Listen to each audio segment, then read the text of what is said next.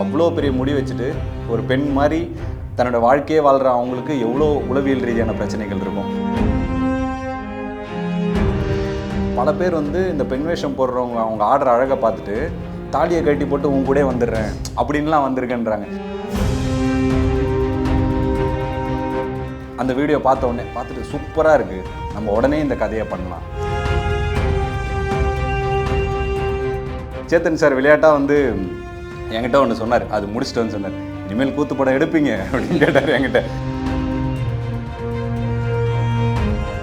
நம்ம வெளியில் பல விஷயங்கள் நம்ம கேள்விப்பட்டிருப்போம், ஆனால் உள்ளே போனால் வேற ஒரு கம்ப்ளீட் ராஜா சாராக இருக்கார். தமிழர்களுடைய மிக முக்கியமான நிகழ்த்துக்கலைகளில் ஒன்றான தெருக்கூத்தை மையப்படுத்தி உருவாகியிருக்கிற திரைப்படம் ஜமா. சமீபத்தில் அந்த படத்தினுடைய ட்ரீசரும் பாடலும் வெளியாகி பெரும் கவனத்தை பெற்றது. அந்த படத்தினுடைய இயக்குனர் பாரி அவர்கள் தான் இன்று நம்முடன் இருக்கிறார். வாங்க அவர் கூட பேசுவோம். வணக்கம் சார். நீங்கள் வித்தியாசமாக தெருக்கூத்து வந்து கதைக்களமாக எடுத்திருக்கீங்க. இந்த கதையை தேர்வு பண்ண என்ன காரணம்? இந்த படத்தில் நீங்களும் நடிச்சிருக்கீங்க, எதனால் சார்? நடிக்கணும்னு எடுத்த முடிவு தான் காரணம். ஏன்னா நான் வந்து பேசிக்காக என்னோடய திரைப்பயணம் வந்து நடிக்கிறதுல தான் ஆரம்பிச்சது. நான் கூத்துப்பற்ற இல்லை நடிப்பு கற்றுக்கிட்டு நடிக்கிறதுக்கான ஒரு 10-11 வருஷ முயற்சி இருந்தது. ஸோ ஒரு பெரிய ரோலாக, ஒரு பிரேக் த்ரூ ரோலாக எதுவுமே கிடைக்காத ஒரு சூழ்நிலை இருந்தப்போ, சரி நமக்கு நாமே ஒரு விஷயம் எழுதுவோம், நடிக்கிறதுக்கு ஸ்கோப் இருக்கணும். அதே சமயத்தில் வந்து முதல் படமாக இருக்கிறது வந்து நம்ம கமர்ஷியலாக என்ன விஷயங்கள் எழுதினாலும் நம்ம மண் சார்ந்த ஒரு விஷயத்தை எடுக்கும்போது அதில் ரொம்ப ஸ்ட்ராங்காக இருப்போம் அப்படிங்கிற ஒரு நம்பிக்கை வந்து இருந்தது. ஸோ நம்ம வாழ்வியல்லேருந்து நம்ம சின்ன வயசுலேருந்து பார்த்ததை எடுத்து திரையில் காமிச்சோன்னா எவ்வளோக்கு எவ்வளோ நம்ம அதை உண்மையாக பண்ண முடியும் அப்படிங்கிற ஒரு காரணம் தான். நடிப்பு மீது ஆசைப்பட்டு சினிமாவுக்கு வந்தீங்க, இப்போ இயக்குனராகி நடிக்கவும் செஞ்சுருக்கீங்க. சினிமா மீதான ஆசை உங்களுக்கு எப்படி சார் வந்து? நான் திருவண்ணாமலை மாவட்டத்தை சார்ந்தவன் தான். என்னோடய ஸ்கூலிங் எல்லாமே அங்கே இருந்தது. அதுக்கப்புறம் இங்கே சென்னையில் தான் இன்ஜினியரிங் படித்தேன், பிடெக் ஐடி. ஸோ அது 4 வருஷம் இன்ஜினியரிங் முடிச்சுட்டு வழக்கம் போல் சினிமாவுக்கு வரணுன்னாலே இன்ஜினியர் ஆகிருக்கணும் இல்லைங்களா, அந்த மாதிரி இன்ஜினியரிங் முடிச்சுட்டு சரி நான் அதுக்கப்புறம் இல்லை இது நம்ம துறை கிடையாது, இதில் நம்ம பெரிய ஆளாக வர முடியாது அப்படின்னும் போது நான் சின்ன வயசுலேருந்தே எனக்கு கொஞ்சம் இலக்கிய ஆர்வம் இருந்தது. பேச்சு போட்டி அதெல்லாம் வந்து திருவண்ணாமலை மாவட்டத்தில் அது ரொம்ப அதிகமாக இருக்கும், உங்களுக்கே தெரியும். ஸோ அப்படி இருந்த ஒரு ஆள் தான் நான். ஸோ என்னோடய காலேஜில் வந்து நான் காம்பேரிங் பண்ணப்போ ஒரு காலேஜ் டே ஃபங்க்ஷனில் ஒரு பெரிய வரவேற்பு இருந்தது. எல்லோரும் ரொம்ப நல்லா இருக்குது, சூப்பராக இருக்குது, ஒரு ஸ்டேஜ் ஃபியர் இல்லாமல் இருக்குன்னு ஓகே இதுதான் நமக்கான துறை போல் இருக்குது அப்படின்னு முடிவெடுத்து அப்படி சினிமாவுக்குள்ளே வந்தவன் தான் நான். இந்த டைரக்டர் பா ரஞ்சித் வந்து படத்தை பார்த்துட்டு பேசுகிறப்போ நீங்கள் வந்து அவருடைய படங்கள்லாம் நடிச்சிருக்கிறதா சொல்லியிருந்தாரு. நீங்களே வந்து கூத்துப்பற்றையில் நடிப்பு கற்றுருந்தீங்க. அந்த நடிப்பு பயணம் எப்படி இருந்தது? நான் வந்து மைம் கோபி அண்ணாவோட ஸ்டூடெண்ட். நான் அவர் உரியடி பண்ணும்போது நான் கூட போயிருக்கேன், அவர் மெட்ராஸ் பண்ணும்போதும் கூட போயிருக்கேன். எனக்கு வந்து டைரக்ஷன் மேலே ஒரு ஆர்வம் இருக்குது, ஃபிலிம் மேக்கிங் மேலே ஒரு ஆர்வம் இருக்குது, அது கற்றுக்கணுங்கிற ஆர்வம் அண்ணங்கிட்ட சொன்னப்போ அவர் என்னை எல்லா ஷூட்டிங் ஸ்பாட்லையும் கூப்பிட்டு போயிட்டு நீ போய் என் கூட உட்காராத, போய் டேரக்டர் என்ன பண்ணுறாங்கன்னு பாரு, எப்படி ஷார்ட் வைக்கிறாங்கன்னு பாரு, எப்படி ஃபிலிம் மேக்கிங் பண்ணுறாங்க பாருன்னு சொல்லி எனக்கு ஒரு லேர்னிங்கை வந்து ஆரம்பித்து விட்டதே மைம் கோபி அண்ணன் தான். அப்படி ரஞ்சித் அண்ணாவோட மெட்ராஸோட ஷூட்டிங்லாம் நிறையா பார்த்த காலகட்டம் உண்டு. தென் காலாவில் வந்து ஒரு சின்ன ரோல் ஒன்று, மணிகண்டன் கூடவே படம் நெடுக வர்ற மாதிரி ஒரு ரோல் இருந்தது. அது இருந்தோ அது ரொம்ப ஒரு சின்ன ரோலாக இருந்தாலும் அந்த படத்துலேருந்து வந்த லேர்னிங் வந்து எனக்கு ரொம்ப ரொம்ப பெருசாக இருந்தது. அவர் ரஞ்சித்தோட ஃபிலிம் மேக்கிங்கே வந்து ரொம்ப புதுசாக இருந்தது. ஏன்னா எல்லாருமே வந்து எப்படி ஃபிலிம் மேக்கிங் இது பண்ணுவாங்கன்னா நான் ஏடியா வேலை செஞ்சதுலேருந்து எல்லாமே அவங்களோட ஸ்டைல் வேறு மாதிரி இருக்கும், ஒருத்தரோட ஸ்டைல் இருக்கும் இல்லைங்களா, ஷார்ட் வச்சுட்டு அதுக்குள்ளே நடிகர்களை வந்து பொருத்துவாங்க. ஆனால் ரஞ்சித் அவரோட ஃபிலிம் மேக்கிங் ஸ்டைல் வந்து எனக்கு ரொம்ப பிடிச்சிருந்தது. ஒரு ட்ராமாவை க்ரியேட் பண்ணிவிட்டு அதை ரெக்கார்ட் பண்ணிப்பார். ஸோ அப்போ வந்து நடிகர்கள் வந்து அவரோட படங்களில் வந்து ரொம்ப ஈஸியாக மூவ் பண்ணுறதையும் ஒரு நல்ல ஒரு ஃப்ரீடத்தோடு இருக்கிறதையும் ரொம்ப அழகாக அவங்கக்கிட்டேருந்து ஒர்க் வர்றதையும் கவனிக்க முடிஞ்சது. ஸோ அது வந்து எனக்கு ரொம்ப பெரிய ஹெல்ப்பாக இருந்தது. உங்கள் ஃபேமிலியில் யாராச்சும் கூத்து கலைஞர்களா இருந்திருக்கிறாங்களா, இல்லை உங்களுக்கும் கூத்துக்கும் என்ன உறவு சார்? எங்களோட கிராமத்தில் வந்து தெருக்கூத்து வந்து ஒரு பார்ட், என்னோடய குடும்பத்துலேயுமே அது ஒரு பார்ட்டாக இருந்தது. முன்னாடி சொல்லுவாங்க எங்கள் தாத்தா வந்து காளி வேஷம் போடுவார், அவர் காளி வேஷம் போட்டார்னா வந்து ப்ரெக்னென்ட் லேடிஸ்லாம் கூட வெளில வரக்கூடாதுன்னு சொல்லிடுவாங்க. அந்தளவுக்கு ஆக்ரோஷமாக அவர் காளி ஆடுவார், அந்த இதெல்லாம் குழந்தையே உள்ளே இருக்கிறது பயந்துடும், அந்த மாதிரிலாம் சொல்லுவாங்க. ஸோ அப்படி பார்த்து இது பண்ணவங்க தான். அது இல்லாமல் இங்கே இதில் நம்ம படத்திலே வந்து தெருக்கூத்தை வந்து நமக்கு பயிற்சி அளித்ததும் சரி, நமக்கு சொல்லிக் கொடுத்தது படத்தில் பண்ணதே வந்து தாங்கல் சேகர் அப்படின்னு சொல்லி கலைமாமணி அவார்டு வாங்கினவர். அவர் வந்து சொந்த மாமா தான் அவர். அவரும் அவரோட மாமனார் ஹரிதாஸ்ன்னு சொல்லிட்டு ஒருத்தர் இருக்கார். இவரும் சேர்ந்து தான் இந்த ஜமாவை நடத்துகிறாங்க. அவங்க வந்து இப்போ ஃபுல்லாக கிட்டத்தட்ட திருவண்ணாமலை மாவட்டத்தோட ஒரு மிகப்பெரிய ஒரு ஜமானே அவங்கள சொல்லலாம். ஸோ அவங்களோட லைஃப்பில் ஒரு பார்ட்டை எடுத்து தான் நம்ம இந்த படம் பண்ணோம். இதுக்கு முன்னாடி தமிழ் சினிமாவில் தெருக்கூத்து தொடர்பான ஒரு சில படங்கள் வந்திருக்கு. கள்ளப்படம், அதுக்கு முன்னாடி நாசர் சார்னுடைய அவதாரம், இதெல்லாம் வந்திருக்கு. இந்த படத்தின் மூலிமா நீங்கள் என்ன விஷயத்தை புதுசாக சொல்ல வந்திருக்கீங்க சார்? எனக்கு இப்போ தெருக்கூத்து சார்ந்து இப்போ ரீசெண்டாக வந்த ஒரு சில ஷார்ட் ஃபிலிம்ஸ், ஒரு சில ஒர்க்ஸ் எல்லாமே நம்ம அதை தொடர்ந்து கவனிப்போம் இல்லைங்களா? ஏன்னா நம்ம மண் சார்ந்த ஒரு விஷயம். அதை கவனிக்கும் போது எனக்கு ஒரு சில விஷயங்கள் ரொம்ப உறுத்திட்டே இருந்தது. ஏன்னா என்னென்னா, தெருக்கூத்து கலை ரொம்ப அழிஞ்சிட்டு வருது. அது அவ்வளோதான், அந்த கலையே இல்லை. அந்த கலைஞர்கள் சாப்பாட்டுக்கே ரொம்ப கஷ்டப்படுறாங்க. அவங்க அரிசி வாங்குறதுக்கு பணம் இல்லாமல், காய்கறி வாங்குறதுக்கு பணம் இல்லாமல், எல்லாருக்கிட்டையும் போய் இது பண்ணுறாங்க, வேறு கூலி வேலைக்கு போயிட்டாங்க. இப்படிலாம் அதை ரொம்ப இதுவாக காட்டுற மாதிரியே எனக்கு ஒரு எண்ணம் இருந்தது. ஏன்னா என்னோடய சொந்தக்காரங்களே இதில் இருக்காங்க. நான் இப்போ சொன்ன மாதிரி அவர் தாங்கல் சேகர் எல்லாமே அவங்க ரிலேட்டிவ். அவங்க எப்படி ஒரு நல்ல வாழ்க்கை வாழ்கிறாங்கன்றதை நான் பார்க்குறேன். இந்த கதை சார்ந்து நான் ரிசர்ச் பண்ணப்பையும் அவங்களோட வீட்டை பார்க்குறேன், அவங்களோட வாழ்வியலை பார்க்குறேன். அவங்களோட பசங்க கிட்டத்தட்ட 2 பேரும் டிகிரி படித்து ஒரு நல்ல ஒரு வாத்தியார் வேலைக்கு போகிற அளவுக்கு நல்லபடியாக இருக்கிறாங்க. அவங்க சொல்கிறாங்க, வருஷத்தில் 365 நாளில் நாங்கள் ஒரு 300 நாளாவது பிஸியாக இருக்கோம். அந்த அளவுக்கு தான் இருக்காங்க. நாங்கள் கிட்டத்தட்ட அவங்க எந்த அளவுக்கு பிஸியாக இருக்காங்கன்னா, இந்த படத்தோட ஷெடியூல் போடும்போது அவங்களோட டேட்டை வச்சு தான் நாங்கள் ஷெடியூல் போட்டோம். நீங்கள் எப்போ ஃப்ரீயாக இருப்பீங்க, அதுக்கேற்ற மாதிரி நாங்கள் கூத்து சீன்ஸ் எடுத்துக்கிறோம். ஸோ இப்படி இருக்கவங்க ஒருத்தவங்களோட வாழ்வியலை ஏன் இப்படி காட்டணும்? அவங்களுக்குள்ள ஒரு கொண்டாட்டம் இருக்குது, அவங்களுக்குள்ள ஒரு மகிழ்ச்சி இருக்குது, ரொம்ப அழகான வாழ்க்கை இருக்குது. இன்னொன்று, உளவியல் ரீதியான பிரச்சனைகள் நிறையா இருக்குது. பெண் வேஷம் போடுறவங்க இப்போ நீங்கள் ஆப்வியஸாக இப்போ ஒரு ஆண் ரொம்ப இந்த அளவுக்கு ஒரு முடி வச்சுருந்தாலே எல்லாருமே என்னடா இவ்வளோ முடி வச்சுன்னு சுற்றுறான்னு சொல்லி அவனை வேற ஒரு கிண்டல் கேலிக்குள்ளே போகும்போது, அவ்வளோ பெரிய முடி வச்சுட்டு ஒரு பெண் மாதிரி தன்னோட வாழ்க்கையே வாழ்கிற அவங்களுக்கு எவ்வளோ உளவியல் ரீதியான பிரச்சனைகள் இருக்கும். ஒரு தெருக்கூத்துக்கு போகும்போதும் சரி, ஒரு புடவை கட்டி வரும்போதும் சரி, அதெல்லாம் அவங்கக்கிட்ட கேட்கும்போது எனக்கு அதை தான் படமாக பண்ணணும்னு தோணுச்சு. அவங்க சொன்னாங்க, எங்கள் புடவை பிடிச்சி இழுப்பாங்க, நீங்கள் தப்பாக நடந்துக்க முயற்சி பண்ணுவாங்க, இப்படிலாம் பல ஊர்களில் நடந்திருக்கு. அவங்களோட ஒரு ஹீரோயிக் சைடும் இருக்குது. இப்போ அவங்க எப்படி சொல்கிறாங்கன்னா, நான் படத்துலேயே ஒரு வசனமாகவே வச்சுருந்தேன், பல பேர் இந்த பெண் வேஷம் போடுறவங்க அவங்க ஆடுற அழகை பார்த்துட்டு தாலியை கட்டி போட்டு உங்க கூட வந்துடுறேன் அப்படின்லாம் வந்திருக்கேன்றாங்க. ஸோ இப்படிலாம் இருக்கு லைஃபு. இதை சரியாக பதிவு பண்ணணும்.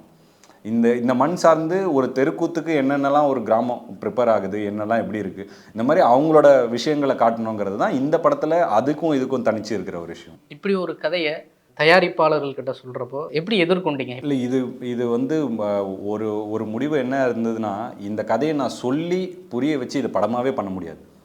ஏன்னா இந்த கதையை ஈஸியாக மிஸ் அண்டர்ஸ்டூட் பண்ணிக்கிறதுக்கான எல்லா ஸ்பேஸுமே இருக்குது. ஒரு பெண் வேஷம் போடுறவன் அவனுக்கு ஒரு நளினம் இருக்குது அப்படின்னாலே அவங்கள டிரான்ஸ்ஜெண்டர்ஸோட கம்பேர் பண்ணிக்க அதை பற்றின படம் அப்படிங்கிற ஒரு ஸ்டேட்குள்ளே போயிடுறாங்க. இதில் என்ன இருக்குன்னா, அவன் முழுக்க முழுக்க ஆணாக இருப்பான். அவனோட குரல் ஆணாக இருக்கும், பயங்கர கண்ணீர்னு ஒலிக்கும். அவனோட வெறும் நடை உடை பாவனைகளும் அவனோட உடல் மொழியும் மட்டுமே தான் பெண் மாதிரி இருக்குமே தவிர மற்ற எல்லாமே ஆணாக இருக்கணும். இதை நான் நடிச்சு காமிக்காமல் இதை அவங்களுக்கு புரியறதுக்கான ஸ்பேஸே இது கிடையாது. லக்கிலி எனக்கு இதை ஒருத்தர்கிட்ட, ஒரே ஒரு ப்ரொடியூசர்கிட்ட நான் ஒருத்தர்கிட்ட சொன்னேன். அவர் இந்த கதையை ரொம்ப பெருசாக நம்பினார். அவர் படமாக பண்ணுறதுக்கு முன்னாடி இது ஒரு பைலட்டாக பண்ணுவோம், ஒரு 8 நிமிஷம் ஒரு ட்ரெய்லர், உனக்கு அவர் 8 நிமிஷம் சொல்லலை, நீ இதை இந்த உலகம் புரிகிற மாதிரி எனக்கு ஒரு வீடியோ எடுத்து கொடு, நான் உனக்கு ஒரு சின்ன ஒரு அமௌண்ட் தரேன் அப்படின்னு என்கிட்ட சொன்னார். அவர் நம்பின அதுதான் இதோட ஒரு விதை. கிட்டத்தட்ட ஒரு 9 நிமிஷத்துக்கு ஒரு ட்ரெய்லர் மாதிரி ஒன்று எழுதி ஷூட் பண்ணோம். இதை பார்த்திங்கன்னா இதோட உலகம் என்ன, இது எதை பேசுது, படத்தையே கிட்டத்தட்ட சுருக்குனா எப்படி இருக்குமோ அப்படி ஒரு 9 நிமிஷத்துக்கு ஒன்று பண்ணோம். அந்த 9 நிமிஷம் ட்ரெய்லர் என்னை இந்த லெவலுக்கு கொண்டு வந்துருச்சு. என்னோடய ப்ரொடியூசர்ஸ் அந்த ட்ரெய்லர் பார்த்த உடனே எனக்கு கால் பண்ணாங்க. நான் அவர்கிட்ட பேசினேன் இந்த மாதிரி, அவர்கிட்ட நடந்த ஃபோன் கான்வர்சேஷன். அவர் எங்கள் ப்ரொடியூசர் குவைட் பெஸ்ட்டு அவர். ஸோ அவர்கிட்ட ஃபோன் காலில் என்ன இருந்துச்சுன்னா, ஃபஸ்ட்டு இந்த டீட்டெயில்ஸ்லாம் பேசியிருந்தோம், இந்த மாதிரி பண்ணியிருக்கோம், இந்த மாதிரி பண்ணியிருக்கோம், நான் ஒரு வீடியோ அனுப்புகிறேன் சார், நீங்கள் எனக்கு பார்த்துட்டு சொல்லுங்கள் அப்படின்னு சொன்னேன். அவர் என்ன சொன்னார், நான் வெளில போகிறேன், ஒரு 1 வீக் கழிச்சு நான் உனக்கு பார்த்துட்டு கால் பண்ணுறேன் அப்படின்னாரு. சரிங்க சார் கட் பண்ணிட்டு கரெக்டாக அந்த வீடியோ 9 நிமிஷம் 10வது நிமிஷம் திரும்ப ஃபோன் பண்ணார். அந்த வீடியோ பார்த்துட்டு சூப்பராக இருக்குது, நம்ம உடனே இந்த கதையை பண்ணலாம், உடனே ஆஃபீஸ் போடலாம், நான் இன்னொரு 15 நாள் உங்களுக்கு ஆஃபீஸ் போட்டு கொடுத்துட்றேன், உங்களுக்கு எவ்வளோ நாள் ப்ரீ ப்ரொடக்ஷன் வேணும்னாரு. 2 மாதம்னு சொன்னாங்க. எனக்கு இதெல்லாம் நம்பவே முடியல. ஏன்னா ஒரு 11 வருஷம் சினிமா வாழ்க்கையில் பல கதைகளை நம்ம கேட்டிருப்போம் இல்லைங்களா. இப்போ ஆஃபீஸ் போட்டுருவோம், இது பண்ணுறோம், சரி அந்த மாதிரி இது தள்ளி போகக்கூடிய ஒரு சூழ்நிலையில் இருக்குன்னா, ஆனால் அவர் சொன்ன மாதிரி அடுத்த 15ஆவது நாள் ஆஃபீஸு, அடுத்த 2வது மாதம் ஷூட்டு, அப்படி நடந்துருச்சு. ஈவன் இதில் உள்ளே வந்த நடிகர்கள், இளையராஜா சார் எல்லாருமே அந்த ஒரு பைலட் அந்த 9 நிமிஷம் அந்த வீடியோவை பார்த்து தான் உள்ளே வந்தாங்க. இப்போ இந்த படத்தில் நீங்கள் லீட் ரோல் பண்ணியிருக்கீங்க. அந்த கேரக்டருக்குள்ளே உங்களை கொண்டு போய் பொருத்திக்கிறது உங்களுக்கு எவ்வளோ நாள் ஆச்சு? அதுக்கு மேற்கொண்ட பயிற்சிகள் ஏதாச்சும்? இதை நடிக்கிறதுக்கோ முயற்சி பண்ணியிருந்தேன்னா நான் அதில் தோற்றுருப்பேன்றது எனக்கு ஒன்று தோணினே இருந்தது. அவங்கள ரெப்ளிகேட் பண்ணணும்னு நான் முயற்சி பண்ணேன். கிட்டத்தட்ட அவங்க என்னவாக இருந்தாங்களோ அதை அப்படியே நம்ம இருக்கணும். இதுக்கு நான் ஒரு பயிற்சின்னு ஒன்று பண்ணேன். இந்த கேரக்டர் நான் இப்படி பண்ண போகிறேன், இதுக்கு இப்படி ஒரு உடல் மொழி பண்ண போகிறேன் அப்படின்னு நான் இருந்தேன்னா கான்ஷியஸ் ஆயிடுவேன். கான்ஷியஸாக ஒரு இதுக்குள்ளே போனால் அது ஃபேக் ஆயிரும். அப்படிங்கிறதுனால கிட்டத்தட்ட எவ்வளோக்கு எவ்வளோ அதுக்குள்ளே இருக்க முடியுமோ, அவங்கள புரிஞ்சிக்க முடியுமோ, அவங்களோட பேசி பழகி, அவங்களோட ஸ்லாங்கு, அவங்களோட பாடி லாங்குவேஜ், எதனால் அவங்களோட உடல் மொழி இப்படி மாறிச்சுன்னு புரிஞ்சுக்கிறது எனக்கு ஹெல்ப்பாக இருந்தது. நான் அதை புரிஞ்சுக்கிட்டதுனால எனக்கு அது இயல்பாக வந்தது. இப்போ கை இப்படிலாம் பேசுகிறாங்க, ஏன் இப்படி பேசுகிறாங்க அப்படின்னும் போது, அவங்க பாட்டு பாடும்போது அவங்க கை இப்படி வருது, தெருக்கூத்தில் பாட்டு பாடும்போது கை இப்படி வருது, இப்படி பண்ணுறாங்க. ஸோ இதை புரிஞ்சுக்கிட்டதுனால எனக்கு இது இயல்பாக வர ஆரம்பிச்சிது. படத்தினுடைய கிளைமேக்ஸ் காட்சியில் நீங்கள் போட்ட அடவை பற்றி ரஞ்சித் ரொம்ப பிரமிப்பாக சொன்னார். அதனால் இந்த கேள்வி கேட்டோம். அது ரொம்ப டிஃபிகல்ட்டாக இருந்தால், இப்போ நீங்கள் சொன்ன மாதிரி சில மாடுலேஷன்ஸ் அவங்கள பார்த்து நம்ம செஞ்சிக்க முடியும். ஆனால் அடவு, அந்த தாளத்துக்கு ஏற்ற மாதிரி ஆடுறது, இதெல்லாம் எப்படி உங்களுக்கு கைக்கூடி வந்து? ரொம்ப ரொம்ப கஷ்டமாக இருந்தது. நம்ம அதை தெருக்கூத்தை நேரில் பார்த்துருக்கோம், யூடியூப்பில் பார்க்கும்போது ரொம்ப அழகாக இருந்தது. அவங்க அவ்வளோ கிரேஸ்ஃபுல்லாக அந்த இசையோட பின்னி பிணைஞ்சு அவங்க ஆடுறதை பார்க்கும்போது அவ்வளோ அழகாக இருந்தது. சரி, ஓகே, இது என்ன ரொம்ப ஈஸியாக இருக்குது, நம்ம பண்ணிடலாம் அப்படிங்கிற ஒரு இது இருந்தது இல்லைங்களா. முதல்ல நம்ம அந்த வேஷம், அந்த அடவு கட்டின உடனே நம்ம காலியாகிடுறோம். அதுவே நமக்கு புதுசாக இருக்குது. ஏன்னா இது வரைக்கும் நம்ம ரிஹர்சல் பண்ணும்போது அந்த அடவு இல்லாமல், வேஷம் இல்லாமல் நம்ம பண்ணியிருப்போம். அந்த அர்ஜுனன் வேஷம் கட்டின உடனேவே நம்ம உடம்பு ஒரு விஷயத்துக்குள்ளே போகுது. இப்போ கிட்டத்தட்ட எப்படி ஆகுதுன்னா, முதல்ல இந்த புடவையை இறுக்கி சுற்றுவாங்க. இறுக்கி சுற்றின உடனே நம்ம மூச்சு விடுற ஸ்பேஸ் இப்படி மூச்சு விடவே முடியாது, இப்படி மட்டும்தான் மூச்சு விட முடியும். இது முதல் கஷ்டமாகுது. ரெண்டாவது, இந்த இடத்துல கட்டுற அந்த ரக்க மாதிரி இருக்கு இல்லைங்களா, அதை கட்டுறாங்க இல்லைங்களா, அப்போ கை இதுக்கு மேலே போகாது. இதுக்கு மேலே போகணுன்னா இந்த இடத்துல ஃபுல்லாக உங்களுக்கு ஒரு 10 கிலோ போட்டு அழுத்துற மாதிரி ஒரு ஃபீல் ஒன்று வருது. அது இருக்கிறதுலே ரொம்ப த மோஸ்ட் டிஃபிகல்ட் பார்ட் அந்த கிரீடம். அந்த கிரீடம் கட்டுறதுக்கு என்ன பண்ணுறாங்கன்னா, கிட்டத்தட்ட கிரீடம் கட்டுறதுக்கே ஒரு 25 நிமிஷம் ப்ராசஸ் ஆயிரும். அது ஒரு துணி போட்டு இருக்குவாங்க, அதுலேயே உங்களுக்கு லைட்டாக ஒரு மாதிரி மயக்க இதுக்குள்ளே போயிடும். அதுக்கப்புறம் 18 முடிச்சு வரும், ஒரு இதுவாக கட்டுவாங்க. இந்த பட்டை கட்டுவாங்க, அதுக்கப்புறம் அந்த மீசை கட்டுவாங்க. இந்த கயிறை அப்படி கட்டும்போது அவங்க எந்தளவுக்கு டைட் பண்ணுவாங்கன்னா, ஏன்னா நம்ம சுற்றும் போது அது நிற்கணும், கொஞ்சம் கூட அது அசரவே கூடாது. அப்போ நம்ம முதுகில் இப்படி காலை வச்சு அப்படி ஒரு இருக்குவாங்க. அப்படி இருக்குனாங்கன்னா இந்த இடம் உங்களுக்கு லைட்டாக அப்படி கம்ப்ரஸ் ஆன ஒரு ஃபீல் இருக்கும். எப்போ நமக்கு கழட்டுவாங்கன்னு இருக்கும். ஒரு 5 நிமிஷத்தில் மயக்கமும் வாந்தியும் கண்டிப்பாக வந்துடும் நமக்கு. அது எப்போ முடியும்னு இருந்தது எனக்கு. கிட்டத்தட்ட சேத்தன் சார் விளையாட்டாக என்கிட்ட ஒன்று சொன்னார், அது முடிச்சுட்டு சொன்னார், இனிமேல் கூத்து படம் எடுப்பீங்க அப்படின்னு கேட்டார் என்கிட்ட. எனக்கு அந்த அளவுக்கு கஷ்டமாக இருந்தது. கிட்டத்தட்ட ஒரு 4-5 வாட்டி மயக்கம் போட்டு விழுந்து, இங்கெல்லாம் அந்த இதனால் காயம் ஏற்பட்டு ரத்தம் ரொம்ப கஷ்டமாக இருந்தது. இதில் அந்த சலங்கையோட வெயிட் மட்டுமே ஒன்றுமே ஒரு 2.5 கிலோ ஒரு கால்லையுமே இருக்கும். அதை வச்சுக்கிட்டு அந்த அடவு ஆடுறதுன்றது ரொம்ப ரொம்ப டிஃபிகல்ட்டாக இருந்தது. பட் அது கிட்டத்தட்ட என்ன சொல்கிறது, நமக்கு ஒரு எக்ஸ்ட்ரா பவர் வந்த மாதிரி இருந்துச்சு. எங்கேருந்து நமக்கு அது வந்தது, அவ்வளோ உடல் சோர்வுலையும் அவ்வளோ இதுலேயும் இதை நம்ம கண்டிப்பாக இந்த கலையை, இந்த கஷ்டத்தை கண்டிப்பாக திரையில் கடத்திடணும் அப்படின்னும் போது உள்ளுக்குள்ளேருந்து வந்த எனர்ஜி நம்ம அது சொல்ல முடியல. கண்டிப்பாக திரையில் பார்க்கும்போது ஒரு சின்ன பிரமிப்பையாவது கொடுக்குன்றது ஒரு பெரிய நம்பிக்கை இருக்குது. இந்த படத்துக்குள்ளே இளையராஜா எப்படி சார் வந்தார்? இளையராஜா சார் ஒரு ரொம்ப ஒரு பியூரான ஒரு மேஜிக் தான் இது. நான் முதல்ல ஆரம்பத்துலேருந்தே நான் என்னோடய வட்டத்தில் ஒரு விஷயத்த சொல்லிகிட்டே இருப்பேன். இந்த கதையை நான் தேர்ந்தெடுக்கலை, இந்த கதை வந்து என்னை தேர்ந்தெடுத்துச்சு, என் மூலமாக இந்த கதை சொல்லப்படணும் அப்படிங்கிறது.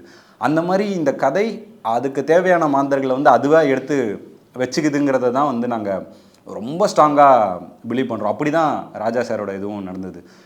கிட்டத்தட்ட இன்னும் 2 வாரம் தான் இருக்குது ஷூட் போகிறதுக்கு. இசையமைப்பாளர் யாருன்னு கன்ஃபார்மே ஆகாத ஒரு சுச்சுவேஷன். ஏன்னா ப்ரொடக்ஷன் வந்து கதை கேட்டதுலேருந்து ரொம்ப தெளிவாக என்ன இருந்தாங்கன்னா, நடிகர்கள் உங்களோட சாய்ஸ், நீங்கள் பண்ணிக்கோங்க, உங்களோட என்ன கம்ஃபர்டபுளாக இருக்கோ யார் வேணுமோ பண்ணுங்கள். ஆனால் இசையமைப்பாளர் வந்து கண்டிப்பாக இதுக்கு பெருசாக போயே ஆகணும். ஏன்னா இது இசை சார்ந்த ஒரு படம், தெருக்கூத்தே இசை சார்ந்து தான் இருக்குது. அதை புரிஞ்சிக்காமல் ஒருத்தவங்க பண்ணவே முடியாதுன்னு நாங்கள் பல ஆப்ஷன்ஸ் வந்து பேசிகிட்டு இருந்து நாங்கள் ஃப்ரஸ்ட்ரேட் ஆகிட்டு இருந்தோம். யார் தான் அப்படின்னும் போது சரி நான் சொன்னேன் எங்கள் எக்ஸிக்யூட்டிவ் ப்ரொடியூசர்கிட்ட, சார் நான் ஒரு ஆப்ஷன் சொல்கிறேன், சொல்லுங்கள் பிரதர், நம்ம ராஜா சார் விளையாடாதீங்க பிரதர், வேறு என்ன இருந்தால் பாருங்கள், இன்னும் 2 வாரம் தான் இருக்குது, விளையாடிட்டு இருக்கீங்களா? இல்லைங்க சீரியஸாக சொல்கிறேங்க. அப்போ என்னங்க போய் கேட்பீங்க, எப்படி போய் கேட்க முடியும்? புதுசாக ஒரு பையன் லீடாக பண்ணுறான், அவனுக்கு போய் நீங்கள் இது பண்ணுங்க அப்படின்னு சொல்லி கேட்க முடியுமா? நான் கேட்க முடியாதுங்க அதெல்லாம். சரி நீங்கள் கேட்க வேணாம், அவரோட மேனேஜர் நம்பர் மட்டும் எப்படின்னா வாங்கி கொடுங்க, நான் முயற்சி பண்ணுறேன். வேறு எதனா பண்ணுங்க, என்னங்க சொல்ல போகிறாங்க, 1 yes or no அவ்வளோதானே, நான் அதுக்கு வந்து எதுனாலும் நான் பார்த்துக்கிறேன் அப்படின்னு சொல்லி அவரோட மேனேஜர் நம்பர் வாங்கி அவரை தொடர்ந்து தொல்லை பண்ணி எப்படியோ அப்பாயின்மெண்ட் வாங்கி இந்த வீடியோவை கொண்டு போய் சார்கிட்ட காமிச்சிட்டோம். பைலட் ஃபிலிம் அந்த வீடியோவை காமிச்சோம். வீடியோ காமிச்சோடனே பார்த்து இப்படி சிரிச்சார், ஐயா போப்பா மேனேஜர்கிட்ட சொல்கிறேன் அப்படின்ட்டார். ஆனால் அது எதுவுமே ஒரு வார்த்தை நல்லா இருக்குது நல்லா இல்லை, உன் பேர் என்ன, நீ யார், சினிமாவில் தான் இருக்கே, எதுவுமே கேட்கவே இல்லை. அவர் நீ போப்பா அப்படின்னு சொல்லிட்டார். போப்பான்னு சொன்னோடனே சரி ஓகே வந்துட்டோம், ராஜா சாரை பார்த்தாச்சு, நம்ம ஒர்க்கு அவர்கிட்ட காமிச்சிட்டோம், அவர் பார்த்துட்டாரு, அதுவே பெரிய திருப்தின்னு சொல்லி சரி மேனேஜருக்கு அப்டேட் பண்ணிடலான்னு கால் பண்ணோம். சார் இந்த மாதிரி மீட்டிங் முடிஞ்சு ஆமாம் சார் பேசினாங்க, யாருங்க ப்ரொடக்ஷன் அப்படின்னு. அப்புறம் இப்போ பேசின கூழாங்கல் பண்ணவங்க லேர்ன் அண்ட் டீச் ப்ரொடக்ஷன் தான் சார். அப்படியா சரி ஓகேம்மா பேச சொல்லுமா, சார் பண்ணுறேன்ட்டார் அப்படின்னு. என்ன சார் சொல்கிறீங்க? ஆமாங்க பண்ணுறேன்னு சொல்லிட்டாரு, அவருக்கு பிடிச்சிருக்கு பண்ணுறேன்னு சொல்லிட்டாரு. அவ்வளோதான், வேறு எதுவுமே இல்லை. ஏன்னா அந்த பாயிண்ட் வரைக்குமே சாருக்கு என் பேர் கூட தெரியாது. பட் ஆனால் நான் யாருன்னே தெரியாமல் ராஜா சார் அது வந்து அவர் அந்த கலை மேலே வச்சுருந்த மிகப்பெரிய காதல் தான் இந்த படத்தை அவர் அக்செப்ட் பண்ணிக்க வச்சாருன்னு நினைக்கிறேன். அது மாதிரி ராஜா சாருடைய பிறந்த நாளுக்கு ஒரு வீடியோ வெளியிட்டிருந்தீங்க. அவர் வந்து கூத்து கலைஞர்களுக்கு வந்து இசையை சொல்லி கொடுக்கறது, அப்புறம் உங்களுடைய இதெல்லாம் வந்து இடம்பெற்றிருந்து அந்த அனுபவம் எப்படி இருந்தது? ஸ்டுடியோவில் இசையமைச்ச அந்த அனுபவம். நாங்கள் ஓகே சொன்ன அடுத்த ஒரு 2 நாளில் அது நடந்தது. அவர் சொன்ன இந்த மாதிரி எனக்கு ஐயா ஷூட்டிங்கே எனக்கு ஒரே ஒரு பாட்டு மட்டும் தேவைப்படுது, இந்த மாதிரி கடைசியாக வந்து ஒரு தெருக்கூத்து சார்ந்த ஒரு விஷயம் இருக்குது, அதுக்கு ஆடுறதுக்கு இந்த ஒரு பாட்டு மட்டும் எனக்கு தேவை அப்படின்னு சொன்னேன். இது எப்படி பண்ண போகிறேன்னு நான் யூடியூப்லேருந்து அந்த விஷயங்கள்லாம் எடுத்து அதை கட் பண்ணி ஒரு இதுவாக அவர்கிட்ட காமிச்சேன். இப்படி தான் ஐயா வேணும்னு. அவர் என்ன சொன்னார் என்கிட்ட சொன்னது வந்து, இதை சினிமா பாட்டாக போட்டு நம்ம எதுவுமே பண்ண வேணாம், எடுக்க வேணாம், தெருக்கூத்து பாட்டாகவே இது இருக்கட்டும், உன் படத்தில் எந்த தெருக்கூத்து கலைஞர்களை யூஸ் பண்ணுறியோ அவங்கள கூட்டுவா, அவங்கள வச்சு ரெக்கார்ட் பண்ணிக்கலாம் அப்படின்னு சொன்னார். ஸோ அப்படி தான் அடுத்த 2 நாளில் அது நடந்தது. அது ஒர்க் பண்ணும்போதே ரொம்ப சூப்பராக இருந்தது அந்த எக்ஸ்பீரியன்ஸ். அவர் ஏன்னா முதல் முறையாக நம்ம அவரோட ஒர்க் பண்ணுறோம். நம்ம வெளியில் பல விஷயங்கள் நம்ம கேள்விப்பட்டிருப்போம், ஆனால் உள்ளே போனால் வேற ஒரு கம்ப்ளீட் ராஜா சாராக இருக்கார். என்னென்னா தெருக்கூத்து சார்ந்து நீ இவ்வளோ விஷயங்களை தெரிஞ்சுட்டு தான் நீ இந்த படம் பண்ண வந்திருக்க, உனக்கு இந்த பாட்டு எப்படி வேணும்னு அவங்கக்கிட்ட கேட்டு வாங்க, நீ உட்காந்து அவங்களோட எழுது, அவங்களோட உட்காந்து பண்ணு அப்படின்னு. ஏன்னா அது வந்து சூரனோட அடவு, சூரன் அடவை வந்து நாங்கள் வந்து அர்ஜுனனுக்கு மாற்றி எழுதணும். அவர் தாங்கல் சேகரோட உட்காந்து அதை எழுதி இப்படி தான் வரப்போகுதுன்னு ஒரு ஸ்ட்ரக்சர் பண்ணும்போது அதை அழகாக ரெக்கார்ட் பண்ணி கொடுத்தாரு. அதை வந்து அவங்களோட ஸ்டூடியோ ஆட்களே அவங்கள இப்படி பண்ணுங்க அப்படி பண்ணுங்கன்னு சொல்லும்போது ராஜா சார் சூப்பராக சொன்னார், உன் ஸ்டைலுக்கு அவங்கள இழுக்காத, அவங்க ஸ்டைலுக்குள்ளே நீங்கள் போய் ஒர்க் பண்ணுங்கள். அவங்க வந்து வேறு மாதிரி ஒர்க் பண்ணுவாங்க, நம்ம காமன் மியூசிஷியன்ஸ் மாதிரி அவங்க ஒர்க் பண்ண மாட்டாங்க இல்லைங்களா. இங்கே இசை தனியாக பாட்டு தனியாக ரெக்கார்ட் பண்ணுவோம், இவங்க வந்து இவங்கள பார்த்தா தான் அவங்களுக்கு பாட்டு வரும், அவங்க பாடினா தான் இவங்களுக்கு இசை வரும். எல்லாரையும் ஒன்றா உட்காந்து ரெக்கார்ட் பண்ணோம், அதே சமயத்தில் எல்லாமே தனித்தனியாக அழகாக துல்லியமாக கேட்குறது இருக்கு இல்லைங்களா. அந்த சாரோட அந்த டெக்னிக்கல் பிரில்லியன்ஸ் வந்து ரொம்ப ஆச்சரியமாக இருந்தது. ஒன்று முடியும் போதும் இது உங்களுக்கு ஓகேவா, சரியா இருக்கா, டேரக்டருக்கு ஓகேனா ஓகே அப்படின்லாம் சொல்லும்போது ரொம்ப புதுசாக ரொம்ப சூப்பரான ஒரு எக்ஸ்பீரியன்ஸாக இருந்தது. அந்த மாதிரி அவர்கிட்ட ஒரு பயங்கரமான ஒரு சில குவாலிட்டிஸ்லாம் பார்த்தேன். அந்த படம் தவிர்த்து வேறு விஷயங்கள் அவர் பேசவே மாட்டார்.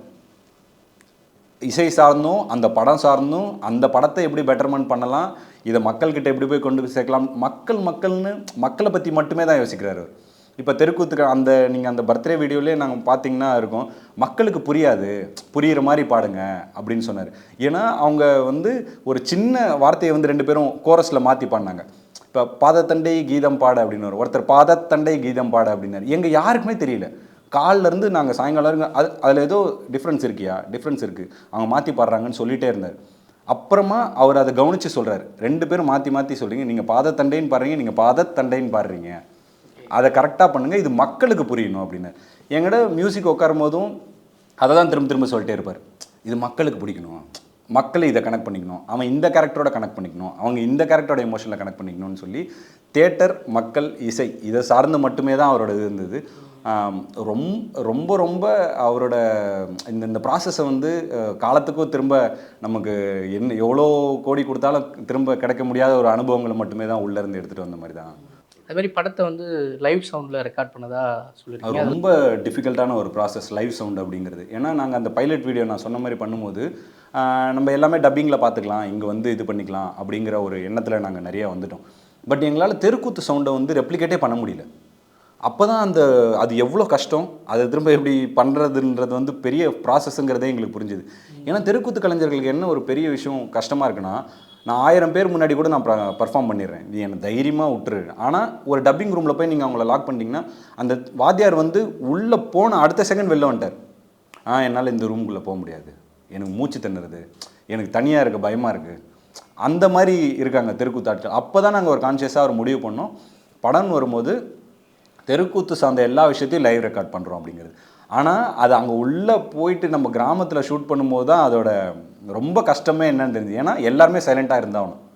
ஒரு கிராமத்தை நீங்கள் எப்படி சைலண்ட் பண்ண முடியும்? அதுவும் தெருக்கூத்து பார்க்குற க்ரௌடை வந்து உங்களால் சைலண்ட் பண்ணுறதுன்றது வந்து ரொம்ப ரொம்ப கஷ்டம். திடீர்னு யாரோட ஒரு ஃபோன் அடிக்கும், யாருன்னா ஒருத்தர் பேசிடுவாங்க, என்ன இது பண்ணுறாங்க. ஆனால் எனக்கு மிகப்பெரிய ஆச்சரியமே என்ன இருந்ததுன்னா, இங்கெல்லாம் ஷூட் பண்ணியிருந்தா கூட எங்களுக்கு அந்தளவுக்கு ஒரு புரிதலான ஒரு க்ரௌடு கிடச்சிருக்குமாங்கிறது வந்து டெஃபினட்டாக தெரியவே இல்லை.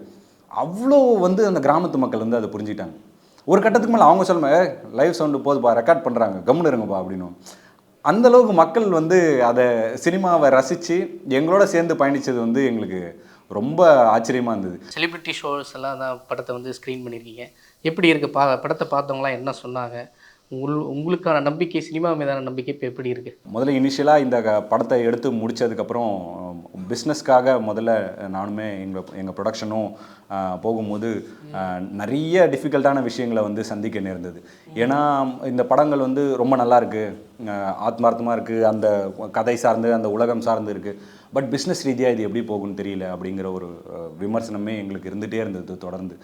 ஸோ அப்புறம் ப்ரொடக்ஷன் வந்து ஒரு கட்டத்தில் அவங்க ஆல்ரெடி கூழாங்கல்னு ஒரு படத்தை பண்ணவங்க. ஸோ அது ஆஸ்கர் வரைக்கும் போயிருக்கு. அவங்களோட சினிமா நாலேஜ் வந்து ரொம்ப ஒரு வாஸ்டான ஒரு சினிமா நாலேஜ். ஈரானியன் ஃபிலிம்ஸை ரொம்ப லவ் பண்ணுறவர் எங்களோட ப்ரொடியூசர்.